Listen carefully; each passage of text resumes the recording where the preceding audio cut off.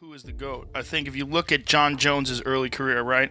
Jon Jones wins the title in 2011, and from then on has fought more fights as championship fights than he has other fights. So he's the most accomplished for sure. Wins the title, the earliest, youngest guy to ever win the title in the UFC. Beats Mauricio Shogun Rua, who's a legend. And then the way he dominates all these other fighters, up until you get to Alexander Gustafsson, you could make the argument that he had a similar career. You could make the argument, like if you look at what he did, Jon didn't lose any rounds. Jon was smashing people. You look what he did to Rashad Evans. Look what he did to Rampage Jackson. Look what he did to Lyoto Machida. Look what he did to everybody. Everybody he fought up until the Gustafsson fight. But the Gustafsson fight, then you have to say, well, how much slack do you give him for admittedly not training? Because it was a really close fight. He pulls it out in the championship round, even though he's out of shape, even though you talk to Greg Jackson, he didn't train for that fight. Didn't fucking train. Like, barely worked out, but definitely didn't go through a training camp. Still managed to beat one of the best guys in the division after getting taken down for the first time in his career. Then goes on a tear, right? Look at the way he beat Daniel Cormier in the first fight. Took him down. Like, who the fuck takes Daniel Cormier down, right? And then you look at him in the second fight, even though it was ruled a no contest, we know what the fuck happened. He head kicked him and stopped him. You know, it was spectacular. You look at what Jon has done, then you have to take into account the things that didn't go that well. And we haven't seen those from Khabib yet. You have to take into account the fight like Thiago Santos, right? That fucker goes to a split decision. You're like, whoa, Dominic Reyes. Dominic Reyes thought he won the fight. Right. You know, real close fight. So those fights haven't happened with Khabib yet. And we don't know if they ever could. We don't know, right? Like right now, would you see flawless victory after flawless victory? You can maybe make the argument that Khabib lost 2 rounds his entire career. Maybe the second round against Justin. Or first round rather, maybe first round rather against Justin, and maybe the third round with Conor. That's right. That's it. Right. And either one of those didn't get cut, didn't get dropped, didn't get hurt. Right. To never get cut and to never get dropped, I don't think folks understand what that means. Crazy. In a sport filled with, it's not a scientific measurement per se, right? Who gets cut the most or something, but in a sport built on unpredictability, on violence. St. Pierre went to wrestling to get away from all of that in large part, and then to never experience that, it's like. It is shocking beyond description. Shocking. I don't know how to explain that to folks. It's but to your point, the thing about Khabib where he falls short is that it's just an inevitability. Like your run through 29 fights is the best run I've seen through 29 fights ever. But and Jon's not my best friend or anything, but I just don't.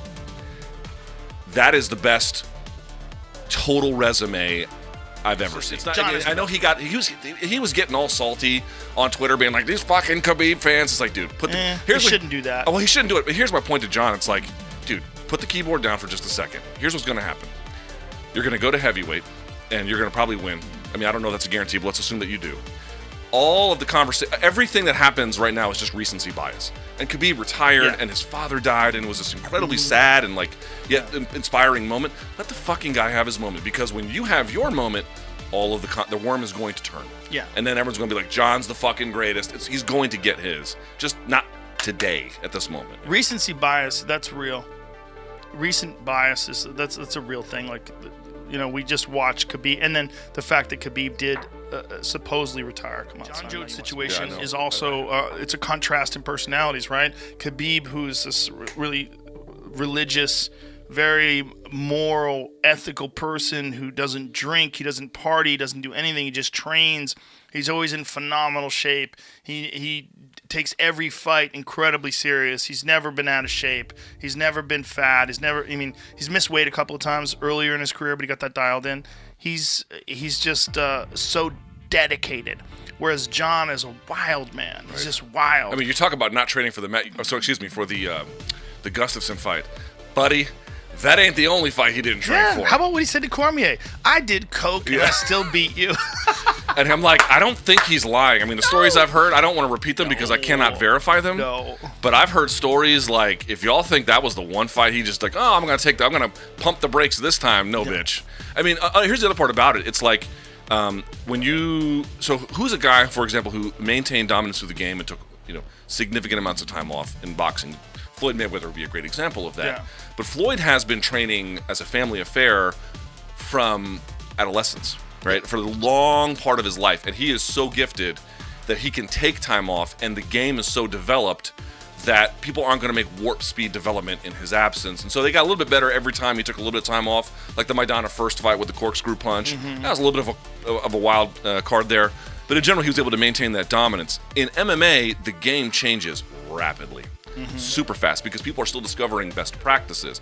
In 2 years, people will not be doing the same kinds of things to the same degree they do now. The calf kick and its explosion is sort of an obvious example of that. John was doing things like not training between camps. I mean, that's something only elite boxers do because they've been doing this since they were 5-6 years old, and they can take the time to not necessarily do that. Whereas most MMA fighters are like, I'm a everyday martial artist. I just ramp it up. He would do nothing and then something, and still go out there and beat world fucking champions in what at the time was the UFC's marquee division. That is out of this fucking world bonkers. I'm gonna beat you as like a part-time guy? Yeah. What? Yeah. You just couldn't wrap your head around it.